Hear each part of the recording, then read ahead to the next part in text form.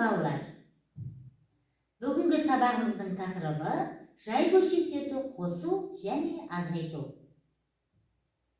Сіздің білетініңіз бөлімдері бірдей бөлшектерді қосу және азайту. Сіздің меңгеретініңіз жай бөлшектерді ортақ бөлімге келтіру, бөлімдері әртүрлі бөлшектерді қосу және азайту.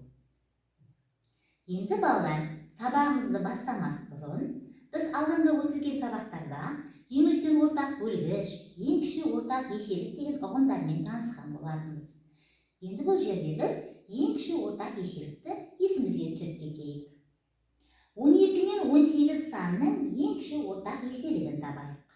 Ол үшін бірінші 18 бен 12-ні баған түрінде көбейткіштерге жіктеп аламыз.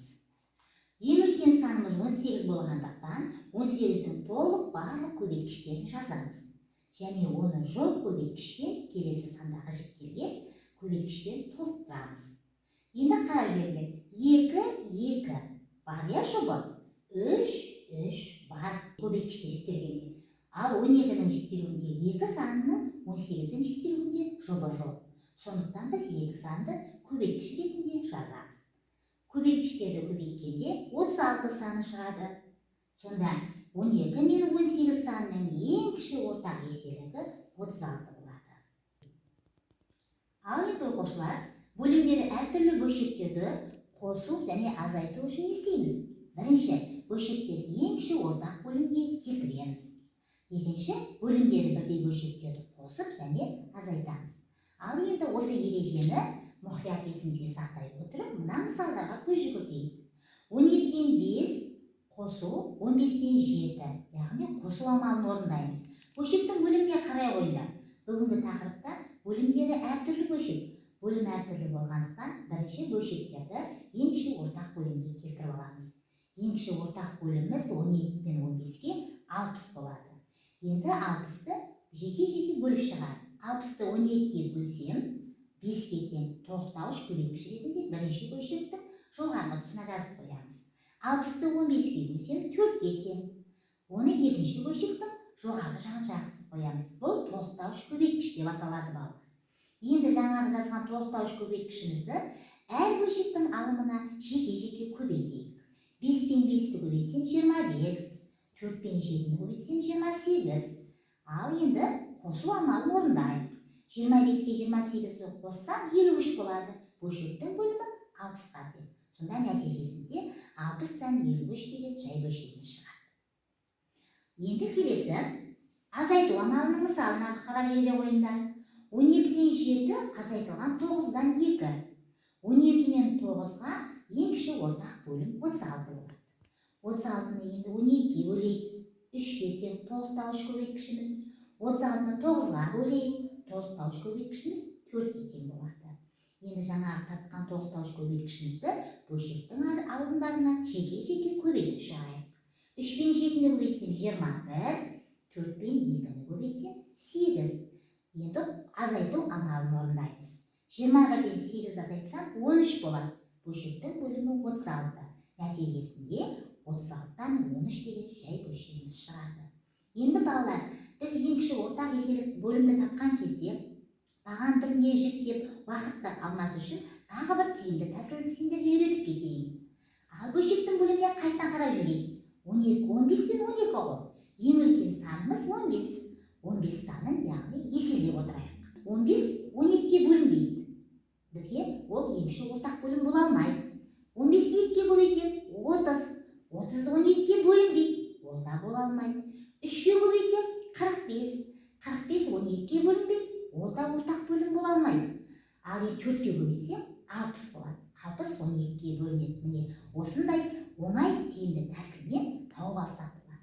Мен 9 пен 12-ні сөйтіп көрейік. Ал 12 ең үлкен саным. Ал еселейін осыны. 12-ні 2-ге көбейтсем 24. 24 9-ға бөлінбейді. Сондықтан бізге ол ең кіші ортақ бөлім бола алмайды. Енді 3-ге көбейтейік 36. 36 9-ға бөлінеді.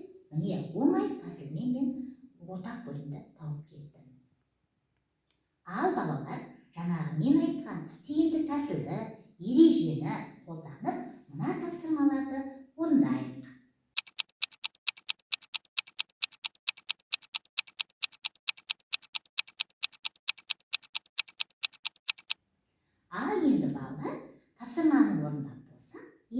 тексерейік, тақтаға қарап, маған назар сала қойыңдар.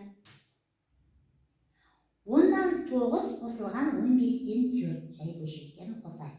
Бөлімдері бүгінгі тақырыпқа сәйкес әртүрлі болып тұр. Жаңағы тиімді тәсілді енді қолданайық. Ең үлкен саны 15. 15 10-ға бөлінбейді. 15 ортақ бөлім бола алмайды. 2-ге көбейтем 30. 30 10-ға бөлінеді. Міне, ең кіші ортақ бөлім 30-ға тең. Ал енді кеттік ары қарай. 30-ды 10-ға бөлсем 3 болады. Тоқтауыш көбейткішіміз. 30-ды 15-ге бөлсем 2 болады. Тоқтауыш көбейткішіміз. Енді жаңа бөлшектердің алымдарын тоқтауыш көбейткіштерге жеке-жеке көбейтейік. 3 пен 9-ды көбейтсем 27, 2 мен 4-ді көбейтсем 8. Қосу амалын орындаймыз енді. 27-де 8-ді қоссам 35 болады. 30-дан 35. Нәтижеге мұқият қараңдар балалар. 30-дан 35 деген бұл қысқартылатын бөлшек. Яғни 5 деген санға қысқарады. Сонда 6-дан 7. Тағы мұқият қараймыз. 6-дан 7 деген бұл бұрыс бөлшек балалар. Сондықтан ол бөлшекті арға сан түрінде жазамыз. Ол 1,6-дан 1 деген сан шығады. Енді келесі тапсырмамыз тексерейік. 17-тен 9 азайтылған 68-ден 19. Бөлімдері әртүрлі. Енді ең кіші ортақ бөлімге келтіріп алайық. 68 сан тиімді тәсілге көшемін енді. 68 деген сан 17-ге бөлінеді. Міне оңай табылып кетті бізге. 68-ді 17-ге бөлсем тоқтауыш көбейткішіміз 4-ге тең болады. 68-68-ге бөлсем 1 болатыны анық дейді достар.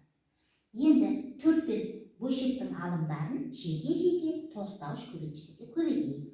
4 пен 9-ды көбейтсем 36, 1 мен 19-ды көбейтсем 19. Енді азайту амалын орындаймыз балалар. 36-дан 19-ды азайтсам 17, бөлшектің бөлімі 2 бастан 68 болады. 68-ден 17 қысқартылады, 17-ге бөлінеді, 4-тен 1 деген сан шығады нәтижесінде.